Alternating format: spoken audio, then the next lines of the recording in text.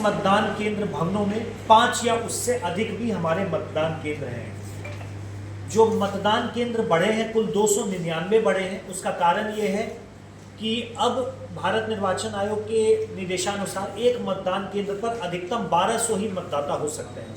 उसको लेकर 299 मतदान केंद्र बढ़े हैं, लेकिन उसमें से 297 मतदान केंद्रों में भवन वही है, सिर्फ मतदान केंद्र बढ़ा है। और 2 जो भवन बढ़ाए गए हैं, जो हमारे एग्जिस्टिंग मतदान केंद्र भवन था उसी से एकदम सटी हुई बाउंड्री में ही 2 हमारे भवन बढ़े हैं। मतदान के लिए 277 सेक्टर ऑफिसर हम लोगों के द्वारा प्रतिनियुक्त किए गए हैं।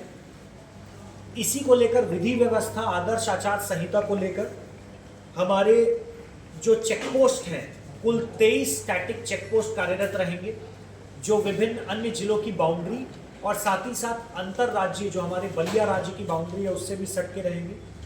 हमारे जो स्टैटिक सर्वेलेंस टीम है वो 23 है, फ्लाइंग स्क्वाड टीम 23 है, वीडियो व्यूइंग टीम 7 है, वीडियो सर्वेलेंस टीम 16 है, और हमारे जो असिस्टेंट एक्सपेंडिचर ऑब्जर्वर होते हैं एडिशनल, वो हम लोगों ने 9 लगाए हैं। सभी 7 विधानसभा में निर्वाची पदाधिकारी हैं, 3 विधानसभा में अनुमंडल पदाधिकारी हैं, 3 में भूमि सुधार उप समर्ता है और 1 बरहाड़ा विधानसभा में अपर समर्ता भोजपुर है। आज ही से आदर्श आचार संहिता पूर्ण रूप से लागू है और इसके तहत 24 घंटे के अंतर्गत जितने भी गवर्नमेंट प्रॉपर्टीज हैं उनसे सभी प्रकार के राजनीतिक प्रचार प्रसार के जो भी बैनर, होर्डिंग, फ्लेक्स हैं वो हटा लेना है। जितने पब्लिक प्रॉपर्टीज हैं गवर्नमेंट प्रॉपर्टीज को छोड़ के उनमें 48 घंटे में सभी हट जाने चाहिए। और जो प्राइवेट प्रॉपर्टीज हैं जिसमें भी अन्य तरह के बैनर, पोस्टर, फ्लेक्स हैं जो भी अनाधिकृत रूप से हैं, वो 72 घंटे में हम लोग को हटाना है। इसके साथ ही साथ हमारा जो टोल फ्री नंबर है 1950 वो भी कार्यरत है। किसी भी प्रकार की किसी को कोई शिकायत हो, कोई अन्य समस्या हो, चाहे वो निर्वाचन की तैयारी को लेकर हो, एपिक को लेकर हो, निर्वाचन के समय हो, वो 1950 टोल फ्री नंबर पे कॉल कर सकते हैं। जो कुछ अन्य आवश्यक इंपॉर्टेंट बिंदु हैं, पॉइंट्स हैं, मैं बताना चाहूँगा आप लोगों को, जो भारत निर्वाचन आयोग के दिशा निर्देश में इस बार किया गया है। हमेशा से ही जो आवश्यक एश्योर्ड मिनिमम फैसिलिटी, आश्वस्त मूलभूत सुविधाएं जो हम लोगों को बूथ पे देनी है, चाहे वो बिजली हो, रैंप हो, शौचालय हो, इसी के साथ साथ कमरों में पर्याप्त रोशनी की व्यवस्था हो, और अन्य जो भी सुविधाएं हैं हम लोग प्रदान कर रहे हैं। साथ ही साथ अन्य जो भी सुविधा है, चाहे वो एंट्री एग्जिट को लेकर हो, अन्य चीज़ों को लेकर हो, वो भी प्रदान की जाएंगी और उसकी सभी तैयारी की जा रही है। उसके अलावा जो चेंजेस किए गए हैं, खासकर जो वोटर इंफॉर्मेशन स्लिप, जो मतदाता पर्ची है, उसमें ये चेंज किया गया है कि अब मतदाता पर्ची के राइट एंड के कॉर्नर पे, टॉप मोस्ट कॉर्नर पे ही मतदाता का मतदान केंद्र संख्या, उसका विधानसभा का संख्या और किस क्रमांक पे उसका वोटर लिस्ट में नाम है, वो बड़े से एक बॉक्स में राइट एंड कॉर्नर पे मतदाता पर्ची में रहेगा, जिससे सुगमता रहेगी डिटेल्स के बारे में। एपिक के अलावा 12 अन्य दस्तावेज हैं जिसके आधार पर भी कोई अपना मतदान का प्रयोग कर सकते हैं। जैसा कि मैंने पहले भी बताया कि मैक्सिमम वोटर जो एक बूथ पे है वो भारत निर्वाचन आयोग के दिशा निर्देश के आलोक में 1200 है। वीटीआर को बढ़ाने में खासकर विशेष फोकस रखा गया है। जो विशेष गहन पुनरीक्षण हुआ था उसके माध्यम से भी हमारे जो एब्सेंटी, शिफ्टेड, डेथ वोटर्स हैं, हमारे जिला में 1,90,832 डिलीट हुए थे। उसके बाद भी जितने भी फॉर्म 7 आए, चाहे वो डिलीटेड है, परमानेंट शिफ्टेड वोटर्स के हैं, वो भी हम लोगों ने सारा प्रोसेस कर लिया है। और नए नाम भी लगभग 70,000 से अधिक लोगों के आवेदन प्राप्त हुए जो जुड़े हैं। तो एक्टिव वोटर्स का एनरोलमेंट हम लोग अधिक से अधिक संख्या में कर रहे हैं। वोटर्स की सुगमता के लिए इस बार मोबाइल डिपॉजिट फैसिलिटी भी बूथ पे रखी गई है। यानी अगर कोई मतदाता अगर अपना मोबाइल फ़ोन भी लेकर बूथ पे आते हैं तो उसके लिए भी डिपॉजिट फैसिलिटी होगी बूथ पर।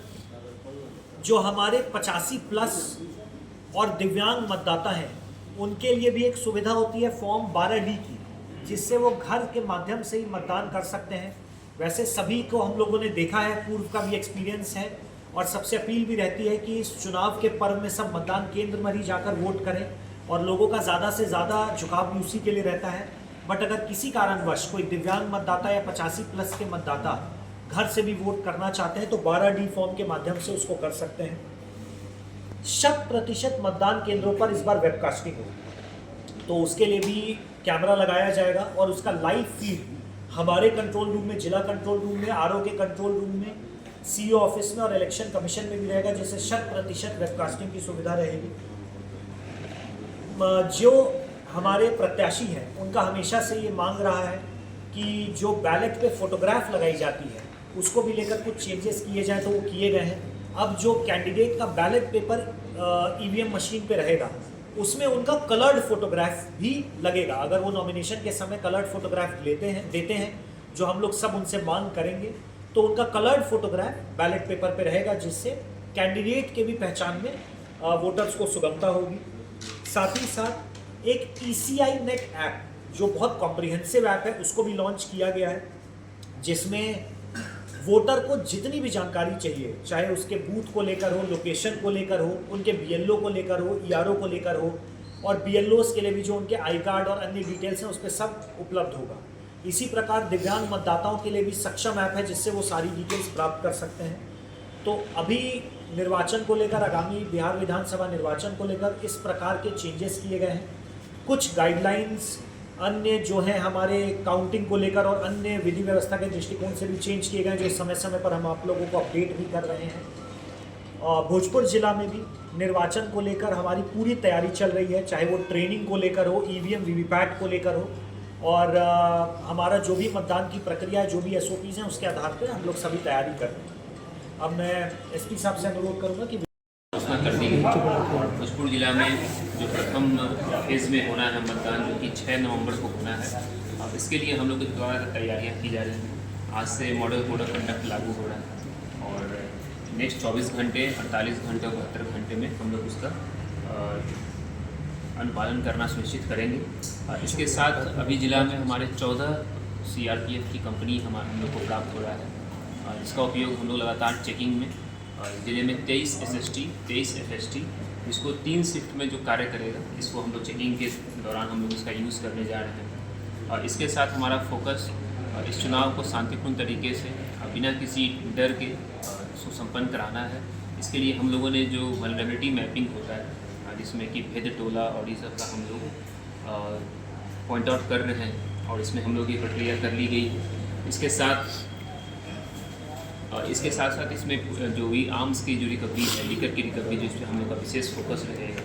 हम लोगों द्वारा जो पहले कोई घटना घटी हो चुनाव में, वैसे क्षेत्रों को चिन्हित किया जा रहा है। तकरीबन 150 लोगों को हम लोग अभी CCA 3 का प्रस्ताव, CCA 12 का प्रस्ताव तकरीबन 12 लोगों पे, और हम लोगों ने तकरीबन 16,000 लोगों पे बॉन्डन की प्रक्रिया की जा रही है। इन सभी आगे भी लगातार इस पर कार्रवाई की जाएगी। इसके साथ साथ जो भी प्रिवेंटिव एक्शन है हम लोग द्वारा लिया जा रहा है, और पूरे भोजपुर पुलिस और जिला प्रशासन साथ मिलकर के इस चुनाव को शांतिपूर्ण तरीके से संपन्न कराएंगे।